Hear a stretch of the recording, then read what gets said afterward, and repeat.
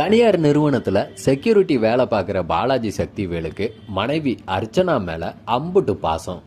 அர்ச்சனாவோட ஆசைப்படி தங்களோட 60வது கல்யாணத்தை ஜாம்னு நடத்தணும்ட்டு ஆசைப்படுறாரு. ஈவெண்ட் மேனேஜ்மெண்ட் நிறுவனம் நடத்திக்கிட்டு இருக்க கேபிஒய் பாலா கிட்ட போய் கல்யாணத்துக்கான பட்ஜெட்டை கேட்குறாரு.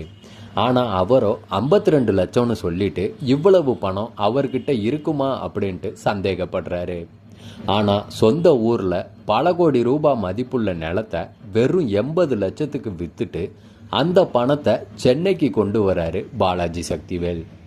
60வது திருமண ஏற்பாடுகள் தொடங்குற நேரத்தில் பண மதிப்பு இழப்பு நடவடிக்கையை மத்திய அரசு அமல்படுத்துகிறாங்க. பாலாஜி சக்திவேல் கிட்ட இருக்க பணத்தை மாற்ற முடியாத நிலைமை வருது. பணத்தாசையில் பாலாவும் சில வேலைகளை செய்கிறாரு. தடைகளை மீறி பாலாஜி சக்திவேல் அர்ச்சனாவுடைய 60வது கல்யாணம் நடந்துச்சா, பாலா அதை நடத்தி வச்சாரா அப்படிங்கிறது தான் காந்தி கண்ணாடி படத்தோட கதை. இந்த படத்தை ஷெரீஃப் இயக்கி இருக்காரு. 60ஆம் கல்யாணத்தை நடத்த ஆசைப்படுற பாலாஜி சக்திவேல் அதை நடத்தி வைக்க முயற்சி பண்ணுற பாலான்னு 2 ஹீரோ சப்ஜெக்ட் படம் தான் காந்தி கண்ணாடியுடைய படக்கரு. காந்தின்றது பாலாஜி சக்திவேல் கேரக்டர் பெயருக்கும் கண்ணாடிக்கு என்ன அர்த்தம்ன்றத படத்தோட கடைசியில் தான் சொல்லி இருக்காங்க.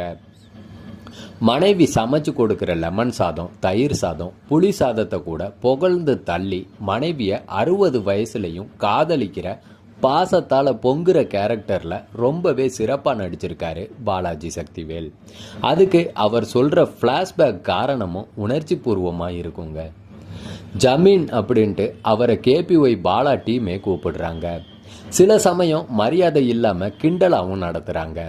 அது பற்றிலாம் கவலைப்படாமல் தனது மனைவியோட ஆசையை நிறைவேற்றுற கேரக்டரில் கொஞ்சம் ஓவர் ஆக்டிங் கலந்து தம்பி ராமையா மாதிரி நடிச்சிருக்காரு.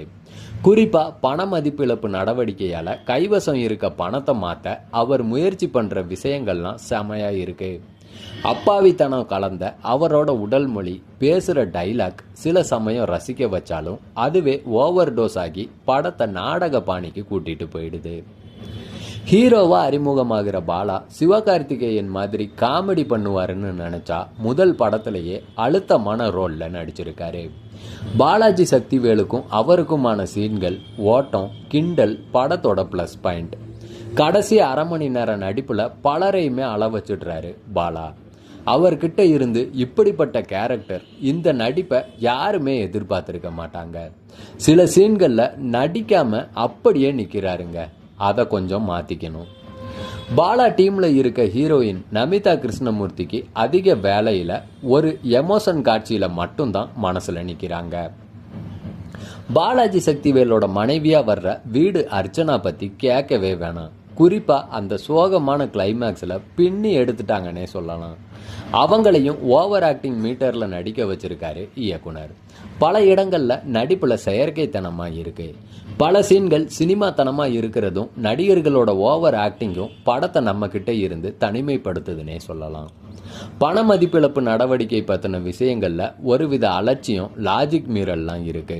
அந்த முக்கியமான விஷயம் இன்றைய காலத்து கூட ஒட்டாம இருக்கிறதும் படத்தோட மைனஸ்னே சொல்லலாம். விவேக் மெர்வினுடைய அந்த மேரேஜ் பாடல் ஓகே, பின்னணி இசை படத்தை விறுவிறுப்பாக்கி இருக்கு.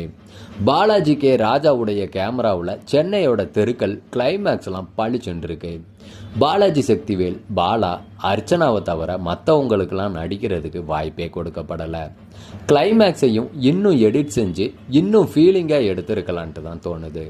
பாலாவோட கேரக்டர், பின்னணி, அவர் பணத்துக்காக ஒரு வயசான தம்பதியோட 60வது கல்யாண ஆசை, அவங்களோட முந்தைய பின்னணி, இப்போதைய நிலை, குழந்தை இல்லாத நிலையில அந்த வயசுலையும் அவங்க காட்டுற பாசம், புரிதல்னு படத்தோட பிளஸ் பாயிண்ட்கள் நிறையவே இருக்கு. என்ன சீரியஸான கதையில அழுத்தமான சீன்கள் இல்லை.